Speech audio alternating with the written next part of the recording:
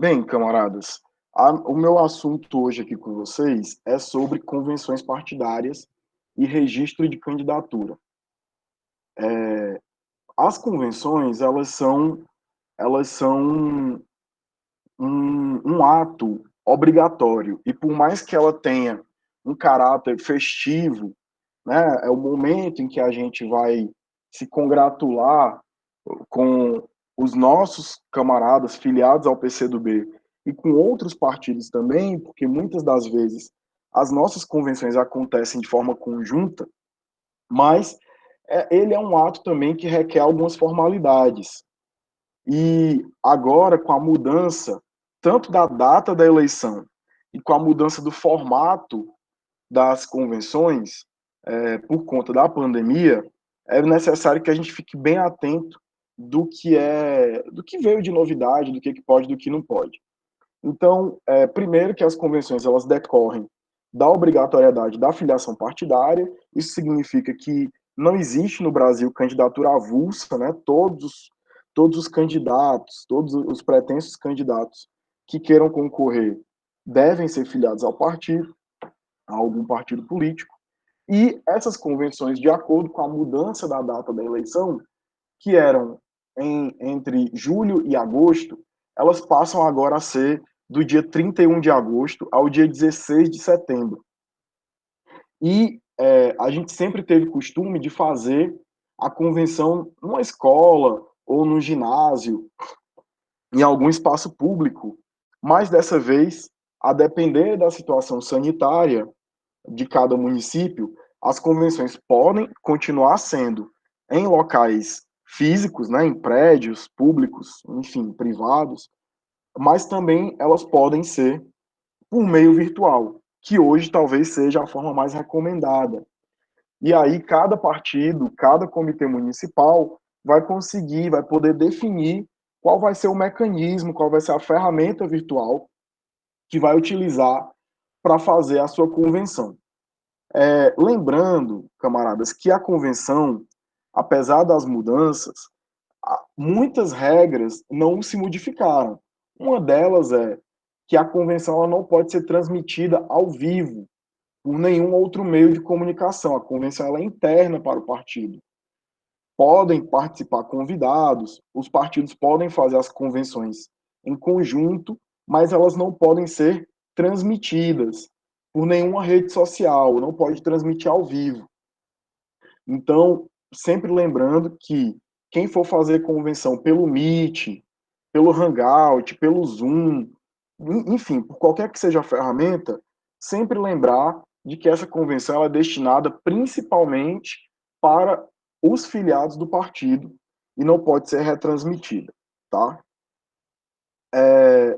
E a convenção, o formato dela, apesar de ser virtual ou presencial, mas a forma como se decide é livre. E no nosso caso do PCdoB é de acordo com o nosso estatuto, né? E o que precisa estar fixado aqui na nossa memória é que essa é a primeira eleição municipal em que não será permitida a coligação para as chapas proporcionais.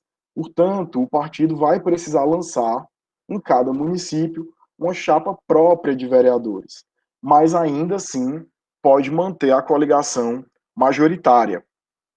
No caso dos nossos comitês municipais, que terão o candidato a prefeito, terão candidato só na majoritária, não está impedido nem de fazer coligação e também não está impedido lançar apenas a candidatura majoritária. Algumas pessoas já questionaram se o partido pode lançar apenas a candidatura proporcional, sem se coligar a uma candidatura majoritária. Primeiro, que a lei ela não prevê essa possibilidade. Então, por si só, ela não está em tese autorizada. E eu fiz algumas pesquisas de já decisões anteriores, não tem tanta decisão relacionada a esse caso. Tem uma decisão da década de 90 que proíbe, sim, o lançamento de chapa somente proporcional, sem estar ligada a uma chapa majoritária. Tá? Então, embora a gente possa propor novas situações, mas essa é uma eleição extremamente atípica, extremamente delicada, e que eu acho que apostar numa situação como essa, de lançar só candidatura proporcional, talvez não seja uma saída tão razoável, tão inteligente para essa eleição. Enfim, seguindo aqui, camaradas, as nossas chapas proporcionais, elas podem ter até 150% das vagas permitidas. Isso significa o quê? Que a gente pode lançar, por exemplo, numa cidade que tem 9 vereadores na Câmara. Nessa cidade, nós podemos lançar uma vez e meia esse número de vereadores como candidatos. Então, se nós temos, por exemplo, 9 vereadores na Câmara, multiplicando 9 por 150, dá 13,5. Como a gente não pode ter meia candidatura, a gente arredonda para 14. Então, nesse município onde há 9 vereadores na Câmara, o partido pode lançar até 14 candidatos. E lembrando sempre que, e essa é uma regra essencial para as eleições, que nós precisamos respeitar a proporcionalidade de gênero, né? No máximo 70% de um gênero e no mínimo 30% do outro gênero. Evidentemente que todos aqui sabem que na realidade social que nós temos hoje, esses 30% acabam sendo destinados às candidaturas femininas, né? Porque nós hoje temos esse quadro social de que as mulheres ainda têm pouca participação na política eleitoral, não na política partidária. Mas, então é necessário respeitar essa proporção, sob pena, camaradas, de o nosso pedido de registro de candidatura não ser sequer conhecido. Então, nós não vamos nem poder corrigir o problema. O nosso pedido nem sequer vai ser analisado. Então, a gente precisa estar atento a essa proporcionalidade de gênero no ato do pedido de registro de candidatura. E eu queria fazer uma outra observação com relação à cota de gênero, principalmente sobre a questão das candidaturas femininas. Se, por acaso, na proporcionalidade, na divisão de 70% e 30%, der um número quebrado, a prioridade sempre será para as candidaturas femininas, de modo a arredondar para cima o número de candidatas. Então, por exemplo, se nós temos 15 candidatas, 15 candidaturas na chapa, 30% vai ser mais ou menos ali 4,5, 4 e alguma coisa. Então, nós precisamos arredondar esse valor, porque como não tem meia pessoa, não tem 0,1 pessoa, a gente sempre vai arredondar para mais. Então, seriam 5 candidaturas. Eu posso estar errado aqui na matemática, mas na regra tá tudo ok. A gente sempre vai arredondar para cima, arredondando um a mais, principalmente no caso das candidaturas femininas. E aí, eu venho aqui para uma novidade nesse processo, que é a questão da ata da convenção. Todo mundo que debatia sobre a convenção em formato virtual se questionava em como é que poderia ser a assinatura da ata. E no dia 30 de junho, o TSE definiu o formato em que essa ata pode ser apresentada para a Justiça Eleitoral.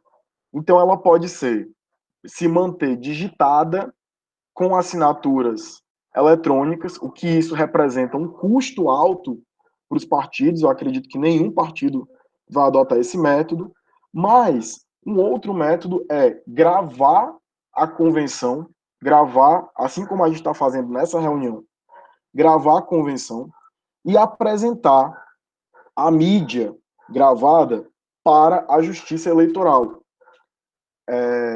Sempre lembrando que quem participar das convenções, quem for delegado para a convenção, precisa manifestar presença quem for presidir a convenção precisa fazer uma chamada, esse talvez seja um método mais simples, fazer uma chamada dos presentes para registrar aquela presença, porque a Justiça Eleitoral precisará conferir quem de fato estava presente na convenção, principalmente os pré-candidatos, que não existe possibilidade de ser candidato sem ter participado da convenção. Então, registra a presença. E um outro momento de registro que precisa ser feito nominalmente ou de alguma forma que a Justiça Eleitoral consiga identificar é no momento das deliberações, é no momento da votação da chapa que vai ser lançada. Então, é preciso que quem presida a convenção chame nominalmente, isso é a minha sugestão, né, que chame nominalmente cada participante da convenção e esta pessoa se manifeste de modo que a Justiça Eleitoral possa identificar se houve ou não aprovação daquela proposta de chapa. Aqui a lei apresenta outras formas, que a coleta de assinaturas no momento posterior da convenção, que eu acho que não se aplica na situação de hoje, principalmente na região do Cariri, que tem cidade que está em lockdown, enfim. Então, esse é um método de produção da ata. E qual é o conteúdo que deve ter nessa ata? Que pode ser virtual e pode ser também digitada. Tem que ter especificando o local, o dia e a hora, a identificação e a qualificação de quem presidiu. E isso aqui é muito importante, camaradas, que quem presidir a convenção não é obrigatório que o presidente do partido presida a convenção, mas é obrigatório que a pessoa que presidir a convenção esteja em dias, esteja quite com a Justiça Eleitoral. Portanto, se tiver incorrendo sobre quem presidiu a convenção alguma inelegibilidade, alguma falta de quitação, por exemplo, com multa ou com recadastramento da Justiça Eleitoral, essa pessoa não poderá presidir a convenção sob pena de anulação do processo, tá? Então fiquem muito atentos com relação a isso. E aqui são as regras para o caso de coligação, já indicar qual é o nome da coligação, quais são os partidos que vão compor. Mas o que eu acho mais importante que vocês se atentem de colocar na ata é o nome de todos os candidatos que foram escolhidos na convenção. Por que é importante colocar o nome de todos? Não pode esquecer de nenhum, isso tem que ser muito conferido. Porque no momento em que a Justiça Eleitoral for analisar o pedido do registro da candidatura, ele precisa verificar se aquele pré-candidato, que agora quer ser candidato, né, que agora postula a candidatura perante a Justiça, de que esse pré-candidato foi de fato escolhido em convenção. Isso é uma regra. E para o caso, por exemplo, de o partido não ter enviado o pedido de registro de algum candidato no pedido coletivo, para que esse candidato, quando for pedir individualmente, para que ele possa comprovar que foi de fato escolhido em convenção, sob pena de não conseguir ter o pedido deferido. E aí é importante também indicar o nome que vai constar na urna desses candidatos, o nome completo, o número que foi atribuído a ele pelo partido, né, 65123, 65656, enfim, o CPF e o gênero do candidato. O gênero, camaradas, mais uma vez, além de ser importante, mas tem uma importante para a proporcionalidade, mas tem uma outra questão. Quem, por exemplo, é candidato e é transgênero, se não fez no momento de fazer o recadastramento eleitoral, né, a biometria ou o recadastramento de alguma outra forma eleitoral, se nesse momento essa pessoa não disse que se identificava como transgênero e ela só vai deixar para dizer no momento do registro da candidatura, ela vai constar como gênero biológico e não como o gênero com que ela se identifica.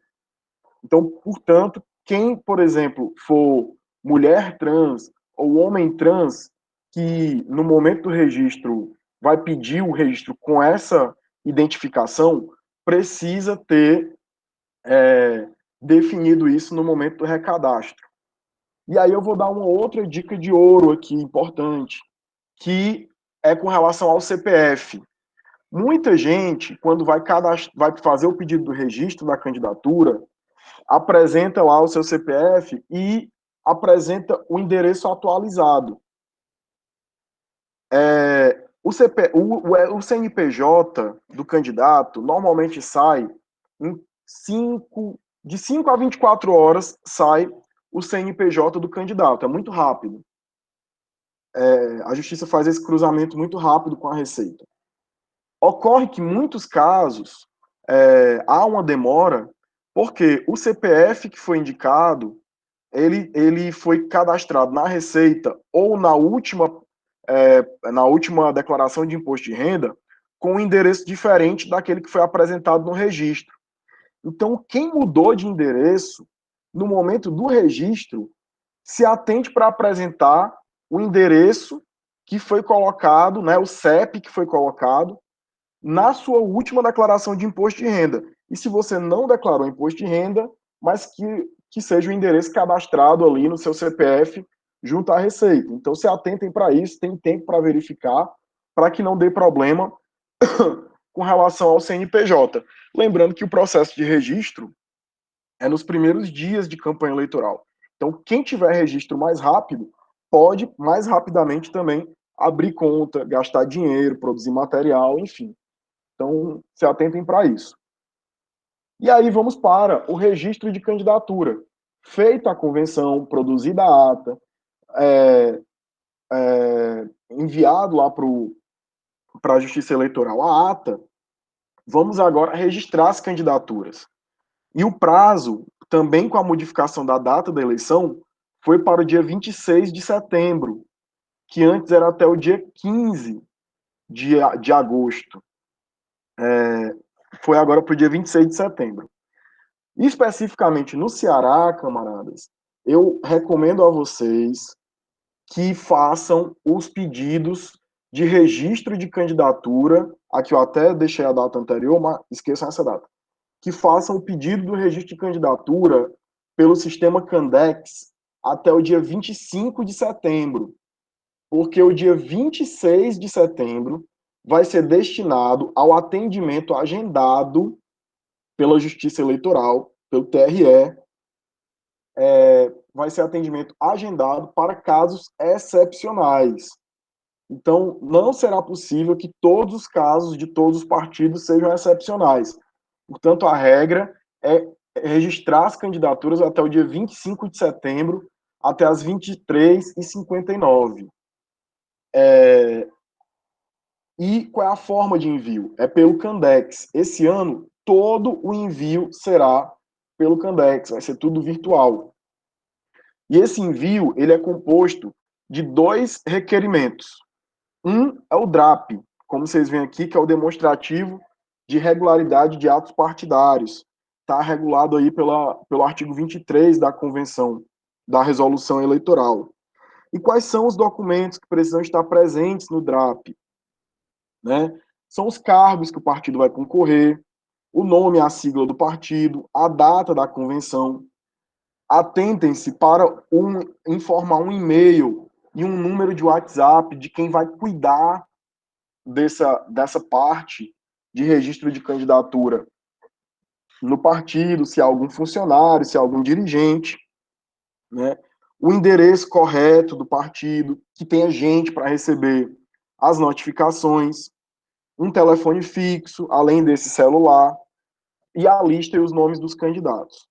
Além disso, camaradas, é importante lembrar que os dirigentes partidários responsáveis pelo registro de candidatura em cada municipal precisam se atentar que a partir do dia 15 de agosto desse ano, todas as notificações serão afixadas no mural eletrônico do TRE.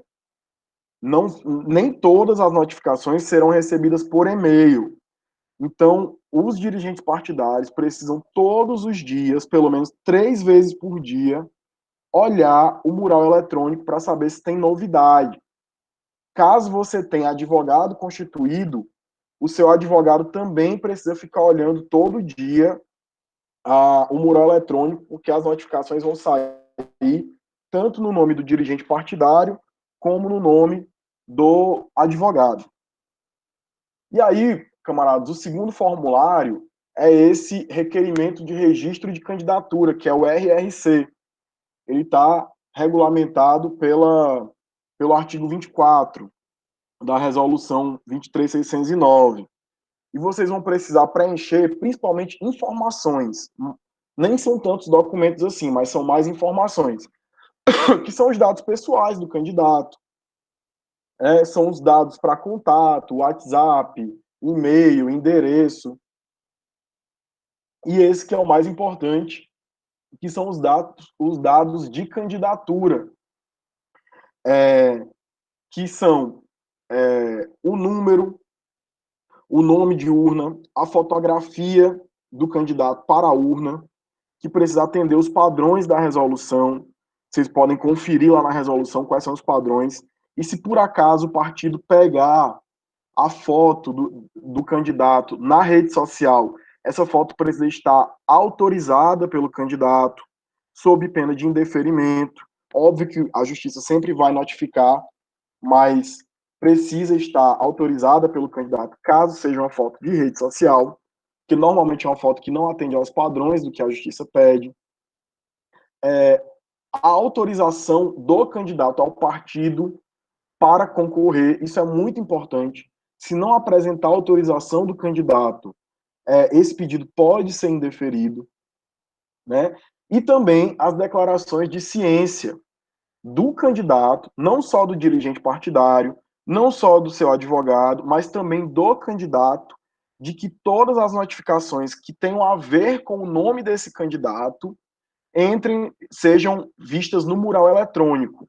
Lembrando que a justiça só vai notificar pelo WhatsApp, pelo e-mail e por endereço em situações excepcionais. Todas as outras serão pelo mural eletrônico. O que são as situações excepcionais? Se alguém entrar com um processo de impugnação da sua candidatura, tá bom? Endereço eletrônico, e o site, os blogs e as redes sociais dos candidatos. Por que, camaradas, que isso é importante? Indicar já quais são as redes sociais dos candidatos. Porque a justiça, ela não pode declarar de ofício inelegibilidade de ninguém e nem pode impugnar de ofício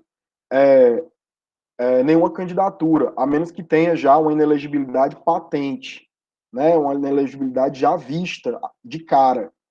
Mas indicar quais são as redes sociais é importante para que a Justiça Eleitoral verifique caso haja alguma notificação de inelegibilidade, alguma coisa que comprometa o pedido da candidatura, para que a Justiça já tenha ali como chegar nas informações mais rápido.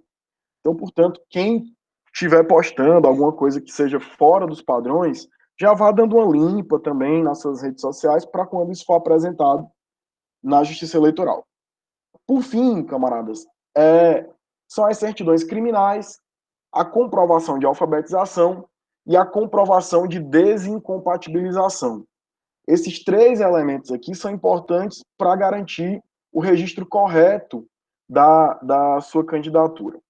Com relação à comprovação de alfabetização, houve uma mudança esse ano, porque nos anos anteriores, você só poderia comprovar que era alfabetizado caso não tivesse outro meio, né? Caso não tivesse diploma, ou histórico escolar, ou mesmo carteira de motorista.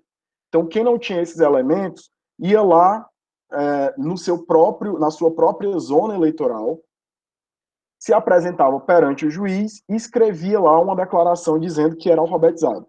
Esse ano vai continuar sendo mais ou menos assim, com a diferença de que você pode ir em qualquer cartório eleitoral, em qualquer zona eleitoral. Por exemplo, Juazeiro tem mais de uma zona. Você pode ir em outra zona que não necessariamente é a sua, e você vai se apresentar agora, não necessariamente na frente do juiz, mas na frente de qualquer servidor da Justiça Eleitoral, para comprovar que você sabe ler e escrever. Isso é o básico para poder comprovar a alfabetização. E a comprovação de desincompatibilização. Então, quem é servidor público, quem é dirigente sindical, né, quem trabalha numa empresa, quem é dirigente de empresa pública, quem é de associação de moradores, que recebe mais de 50% da receita daquela associação, se essa receita, se mais de 50% dessa receita for proveniente de recursos públicos, precisa comprovar que se afastou. E lembrando, camaradas, que o afastamento é um afastamento de fato. Não adianta você só apresentar um ofício dizendo que se afastou. Se houver comprovação de que você não se afastou, continuou frequentando aquele ambiente, continuou falando por aquela entidade, você pode sofrer um processo de impugnação da campanha. Aqui é requerimento individual de candidatura, não vou me aprofundar nisso, mas eu vou apresentar para vocês também situações com relação às vagas remanescentes. Eu estou já acabando, eu sei que estou falando mais devagar, mas é para a gente conseguir aproveitar mais.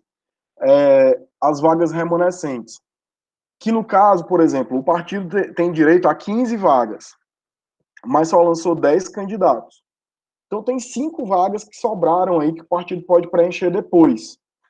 O partido terá até 30 dias antes da eleição para indicar esses novos candidatos, que da mesma forma precisam preencher os requisitos legais, precisam já estar desincompatibilizados, se for o caso, e precisam também atender à proporcionalidade de gênero, né?